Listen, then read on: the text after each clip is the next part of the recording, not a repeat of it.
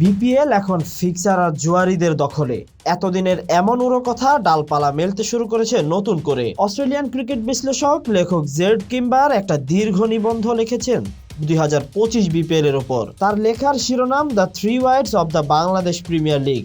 তিনি দীর্ঘ তদন্ত করেছেন বিপিএল এর কিছু ম্যাচ নিয়ে, যেখানে পাওয়া যায় ম্যাচ ফিক্সিং এর গন্ধ। জ্যাড তার নিবন্ধে নির্দিষ্টভাবে কারো বিরুদ্ধে ম্যাচ ফিক্সিং এর অভিযোগ তুলেননি, তবে কয়েকটি ম্যাচের কিছু অস্বাভাবিক ডেলিভারি আর বেটিং মার্কেটের ফল তুলে ধরেছেন। কিম্বারের এই নিবন্ধকে ভুল ভাবার কোনো সুযোগ নেই, কারণ বিসিবি এবং আইসিসির দুর্নীতি দমন ইউনিটের একটি গোপন দল যৌথভাবে 40-এর বেশি স্থানীয় ও বিদেশি ক্রিকেটারের বিরুদ্ধে এই বিপিএলে অখেলোয়াড় স্বরূপ আচরণের অভিযোগ তদন্ত করছে। এসব খেলোয়াড়দের বিরুদ্ধে ক্রিকেটের আদর্শ ও চেতনার পরিপন্থী কর্মকাণ্ডে জড়িত থাকার অভিযোগ আছে। তাদের বিরুদ্ধে নজরদারির পাশাপাশি ঘটনার অনুসন্ধানও চলছে।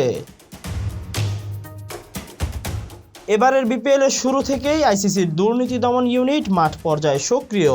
তাদের গোয়েন্দা তথ্যের ভিত্তিতে 6 জনের বেশি ক্রিকেটারকে সন্দেহভাজন হিসেবে চিহ্নিত করে এরই মধ্যে বিসিবির দুর্নীতি দমন ইউনিট আইসিসিকে লিখিতভাবে জানিয়েছে।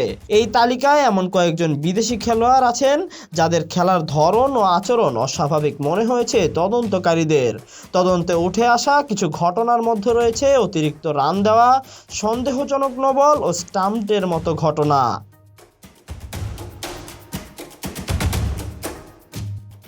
অভিযোগ রয়েছে শাকিব খানের ঢাকা ক্যাপিটালসের বিরুদ্ধেও। এবারের বিপিএলে ঢাকা ক্যাপিটালসের 3টি ম্যাচে একাদশে 15টি পরিবর্তন করা হয়েছে, যা দৃষ্টি এড়ায়নি তদন্তকারীদের। দলের সেরা কম্বিনেশন খুঁজতে এই ধরনের পরিবর্তন স্বাভাবিক বলে মনে হলেও এর পেছনে ভিন্ন কোনো উদ্দেশ্য আছে কিনা বুঝতে চাইছে তদন্তকারী সংস্থা।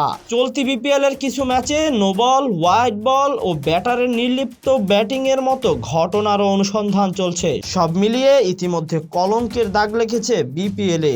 আনুষ্ঠানিকভাবে তা প্রকাশিত হলে পূর্ণ হবে লজ্জার 16 কলা। Tahsin Ahmed, BD archive.